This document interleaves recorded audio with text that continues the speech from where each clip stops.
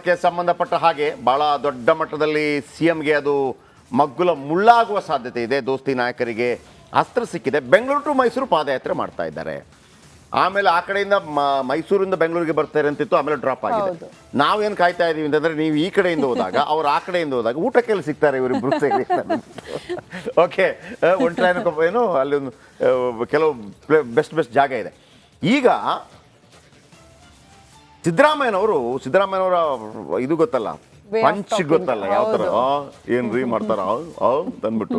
So ಇವರ ಈ ಪಾದಯಾತ್ರೆಗೆ punch ಕೊಟ್ಟಿದ್ದಾರೆ. ಬನ್ನಿ ಅದರ ಬಗ್ಗೆ ಒಂದು ವಿಶೇಷ ರಿಪೋರ್ಟ್ ನಿಮ್ಮ ಮುಂದೆ. ಕುಮಾರಸ್ವಾಮಿ 1984 ಸೈಟ್ ತಗೊಂಡ್ರು, ಇಂಡಸ್ಟ್ರಿ ಸೈಟ್ನ.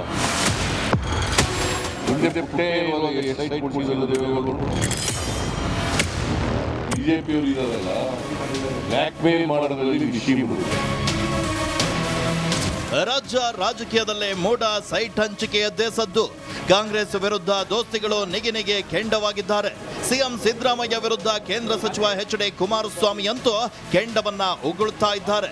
1984ರಲ್ಲಿ ಇಂಡಸ್ಟ್ರಿ ಸೈಟ್ ತಗೊಂಡ್ರು, ಅವರು ಇಂಡಸ್ಟ್ರಿ ಮಾಡಿದ್ರ ಅಂತ ಎಚ್.ಡಿ.ಕೆ ವಿರುದ್ಧ ಸಿಎಂ ಕಿಡಿಕಾರಿದ್ರು.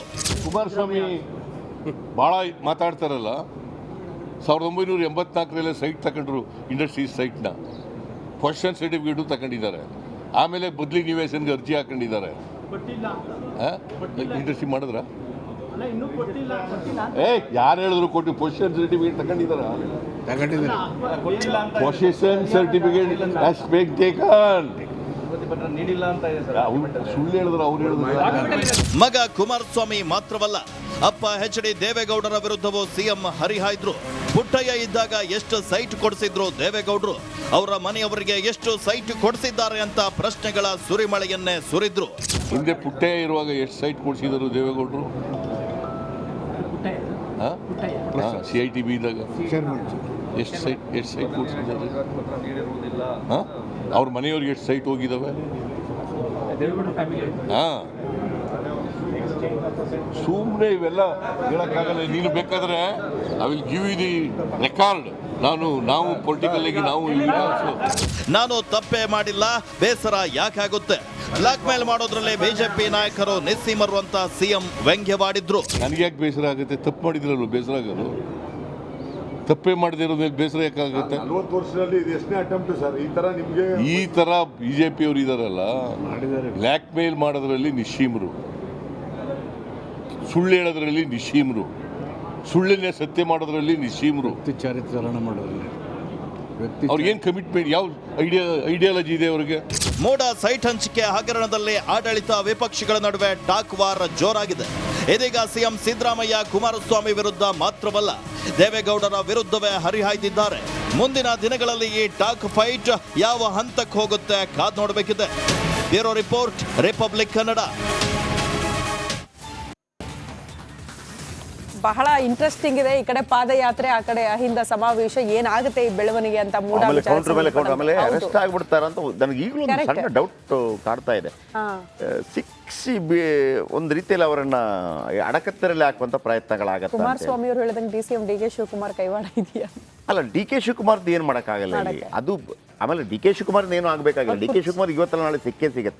DK ಶಿವಕುಮಾರ್ ಹಿಂಗೆ ಹಾಳು ಮಾಡ್ಕೊಳಕ್ಕೆ ಅವರು ರೆಡಿ ಇಲ್ಲ. ಯಾಕಂದ್ರೆ ಅವ್ರಿಗೂ ನೆಕ್ಸ್ಟ್ ಮುಖ್ಯಮಂತ್ರಿ ಆದಾಗ ಇದೇ ಸಿದ್ದರಾಮಯ್ಯವರು ಬಂದು ಕ್ಯಾನ್ವಾಸ್ ಮಾಡಬೇಕಾಗತ್ತೆ. ಹಾಗಂತ ಅವರು DK ಶಿವಕುಮಾರ್ದೊಂದು ಮಾತಿದೆ, ನಾನು ಯಾರನ್ನು ಕೂಡ ವಿರೋಧ ಕಟ್ಕೊಳ್ಳೋದಿಲ್ಲ, ಫ್ರೆಂಡ್ಲಿ ಆಗಿ ನಾನು ತೆಗೆದುಕೊಂಡು ಹೋಗುವಂಥ ಮಾತನ್ನು. ಸೊ ಅವರಿಬ್ಬರ ಕಾಂಬಿನೇಷನ್ ಚೆನ್ನಾಗಿದೆ.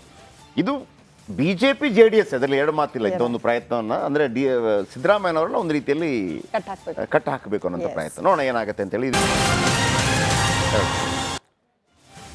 ಹಗರಣಗಳ ಸುಳಿಯಲ್ಲಿ ಸಿದ್ದರಾಮಯ್ಯನವರ ಸಿಲುಕಾಕಿಕೊಂಡಿದ್ದಾರೆ, ಅವರ ಸರ್ಕಾರನೇ ಸಿಲುಕಾಕಿಕೊಂಡಿದೆ ಅಂತ. ವಾಲ್ಮೀಕಿ ನಿಗಮದ ವಿಚಾರಕ್ಕೆ ಸಂಬಂಧಪಟ್ಟಂತೆ ಸರ್ಕಾರದ ಮೇಲೇನೆ ಗಂಭೀರ ಆರೋಪ ಕೇಳೋದು ಸಿಕ್ತು. ಬರೀ ಬಿ ನಾಗೇಂದ್ರ ಮಾತ್ರ ಅಲ್ಲ, ಈ ಕಡೆ ಮೂಡ ಸೈಟ್ ಅಕ್ರಮದ ಸಂಕಷ್ಟ ಸಿಎಂ ಸಿದ್ದರಾಮಯ್ಯನವರಿಗೆ.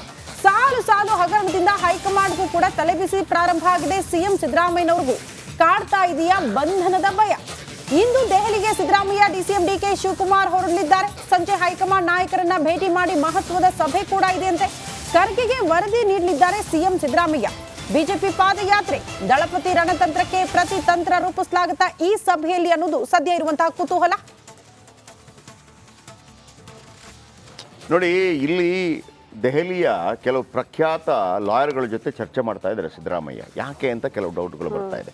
ಮತ್ತೊಂದು ಕಡೆ ಇವರು ಎಲ್ಲವೂ ರಾಜ್ಯಪಾಲ, ನಾನು ಮೊನ್ನೆಯಿಂದ ಹೇಳ್ತಾ ಇದ್ದೀನಿ, ಪ್ರಾಸಿಕ್ಯೂಷನ್ಗೆ ಅನುಮತಿ ಬೇಕು ಅಂತಂದರೆ ರಾಜ್ಯಪಾಲರು ಕೊಡಬೇಕು. ಇವರು ಮುಖ್ಯಸ್ಥರು, ಇವರು ಸಂವಿಧಾನದ ಮುಖ್ಯಸ್ಥರಾಗಿರೋ ಕಾರಣಕ್ಕಾಗಿ ಪ್ರಾಸಿಕ್ಯೂಷನ್ಗೆ ಅನುಮತಿ ರಾಜ್ಯಪಾಲರು ಕೊಡಬೇಕು. ಈಗ ಸರಿನೋ ತಪ್ಪ ಬೇರೆ ವಿಚಾರ, ಅದು ಆಮೇಲೆ ಆಗತ್ತೆ.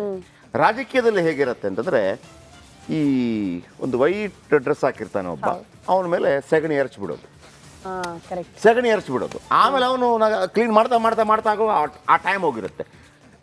Timings very important. ಯಾವುದರಲ್ಲಿ? ರಾಜಕೀಯದಲ್ಲಿ ಟೈಮಿಂಗ್ಸ್ ವೆರಿ ಇಂಪಾರ್ಟೆಂಟ್. ಅದಕ್ಕೆ ಯಾರನ್ನಾದರೂ ನಿಷೇಧ ಮಾಡ್ತಾರಲ್ಲ, ಅಥವಾ ಅವರಿಗೆ ವೋಟ್ನ ಹಾಕಿಲ್ಲ ಅಥವಾ ಚುನಾವಣೆಗೆ ನಿಲ್ಲುವಂಗಿಲ್ಲ ಅಂತ 6 ವರ್ಷ ಯಾಕೆ ಮಾಡ್ತಾರೆ ಹೇಳಿ? 6 ವರ್ಷ ಯಾಕೆ ಮಾಡ್ತಾರೆ?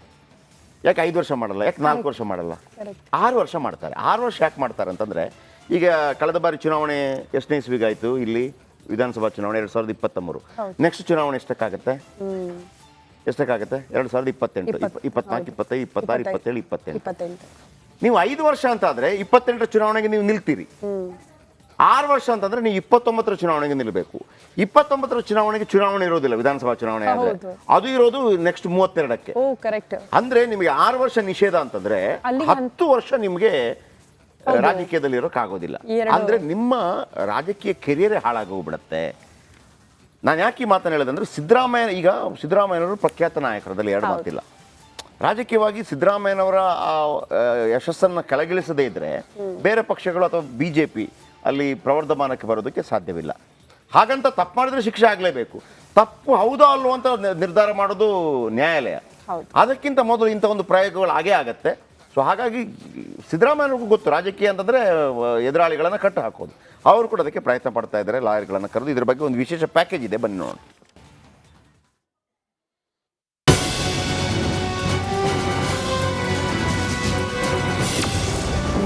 ಇಂದು CM Siddu, DCM DK Delhi ಪ್ರವಾಸ. ಮೂಡ ವಾಲ್ಮೀಕಿ ಬಗ್ಗೆ ಹೈಕಮಾಂಡ್ ಬುಲಾವ್.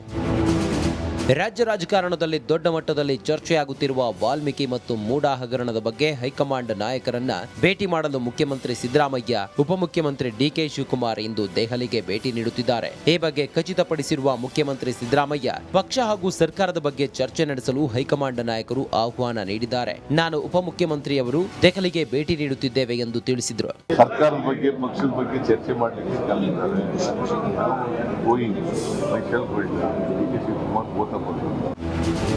ಮೂಡ ಪ್ರಕರಣವನ್ನ ಮುಂದಿಟ್ಟುಕೊಂಡು ಬಿಜೆಪಿ ಮತ್ತು ಜೆಡಿಎಸ್ ಬೆಂಗಳೂರಿನಿಂದ ಮೈಸೂರಿನವರೆಗೆ ಪಾದಯಾತ್ರೆ ನಡೆಸುತ್ತಿದೆ. ಇದರ ಜೊತೆಗೆ ಮಹರ್ಷಿ ವಾಲ್ಮೀಕಿ ಅಭಿವೃದ್ಧಿ ನಿಗಮದ ಅಕ್ರಮ ಹಣ ವರ್ಗಾವಣೆ ಪ್ರಕರಣದಲ್ಲಿ ಜಾರಿ ನಿರ್ದೇಶನಾಲಯ ಮುಖ್ಯಮಂತ್ರಿ ಸಿದ್ದರಾಮಯ್ಯ ಅವರಿಗೆ ನೋಟಿಸ್ ನೀಡಲು ಮುಂದಾಗಿದೆ. ಈ ಮೂಲಕ ಕರ್ನಾಟಕದಲ್ಲಿರುವ ಕಾಂಗ್ರೆಸ್ ಸರ್ಕಾರವನ್ನ ಅಸ್ಥಿರಗೊಳಿಸಲು ನಡೆಸುತ್ತಿರುವ ಹುನ್ನಾರ ಎಂಬ ಟೀಕೆಗಳು ಕೇಳಿಬಂದಿವೆ. ಈ ಹಿನ್ನೆಲೆ ಕಾಂಗ್ರೆಸ್ ಹೈಕಮಾಂಡ್ ರಾಜ್ಯ ನಾಯಕರ ಜೊತೆ ಚರ್ಚೆ ನಡೆಸಲು ಮುಂದಾಗಿದೆ. ಒಂದು ವೇಳೆ ಜಾರಿ ನಿರ್ದೇಶನಾಲಯ ನೋಟಿಸ್ ನೀಡಿದ್ರೆ ಅನುಸರಿಸಬೇಕಾದ ಕಾರ್ಯತಂತ್ರಗಳ ಬಗ್ಗೆ ರಣನೀತಿ ರೂಪಿಸುವ ಸಲುವಾಗಿ ಹೈಕಮಾಂಡ್ ಸಮಾಲೋಚನೆ ನಡೆಸಲಿದೆ. ಈಗಾಗಲೇ ಜಾರ್ಖಂಡ್, ದೆಹಲಿಯ ಮುಖ್ಯಮಂತ್ರಿಗಳನ್ನ ಇಡಿ ಬಳಸಿಕೊಂಡು ಕೇಂದ್ರ ಸರ್ಕಾರ ಇಕ್ಕಟ್ಟಿಗೆ ಸಿಲುಕಿಸಿದೆ. ಈಗ ಕಾಂಗ್ರೆಸ್ ಆಡಳಿತವಿರುವ ಕರ್ನಾಟಕದಲ್ಲಿ ಇದೇ ತಂತ್ರವನ್ನ ನಡೆಸಲು ಮುಂದಾಗಿದೆ. ಇದಕ್ಕೆ ತಿರುಗೇಟು ನೀಡುವ ನಿಟ್ಟಿನಲ್ಲಿ ಯಾವ ರೀತಿಯ ಕಾರ್ಯತಂತ್ರಗಳನ್ನ ಅನುಸರಿಸಬೇಕು, ಪಕ್ಷದಲ್ಲಿ ಒಗ್ಗಟ್ಟನ್ನ ಯಾವ ರೀತಿ ಕಾಯ್ದುಕೊಳ್ಳಬೇಕು ಎಂಬುದರ ಬಗ್ಗೆಯೂ ಹೈಕಮಾಂಡ್ ಸೂಚನೆ ನೀಡಲಿದೆಯಂತೆ. Bureau report, republic Kannada. ಒಂದು ಕಡೆ ಶನಿವಾರದಿಂದ ಪಾದಯಾತ್ರೆ ಶುರುವಾಗುತ್ತೆ. ಪಾದಯಾತ್ರೆಗೆ ಅವಕಾಶ ಕೊಟ್ಟಿಲ್ಲ, ನೀವಾಗಿ ಹೋಗ್ಬೋದು ಅಂತೇಳಿ. ಅದರ ಅರ್ಥ ನೋಡಿ, 2 ಪಾಯಿಂಟಲ್ಲಿ ಕಾಂಗ್ರೆಸ್ ಸರ್ಕಾರ ಒಂದು ರೀತಿಯಲ್ಲಿ ಹಿನ್ನಡೆ ಅನುಭವಿಸುತ್ತೆ. ಒಂದು, ನೀವು ಮೂಡಕ್ಕೆ ಚರ್ಚೆಗೆ ಅವಕಾಶ ಕೊಡಬೇಕಾಗಿತ್ತು, ಇಷ್ಟೆಲ್ಲ ಆಗ್ತಾ ಇರಲಿಲ್ಲ. ನಿಮ್ಗೆ ಏನು ಭಯ? ಮೂಡದ್ದು ವಿಸ್ತೃತವಾಗಿ ಚರ್ಚೆ ಆಗಲಿ, ಎಲ್ಲರ ಬಂಡವಾಳ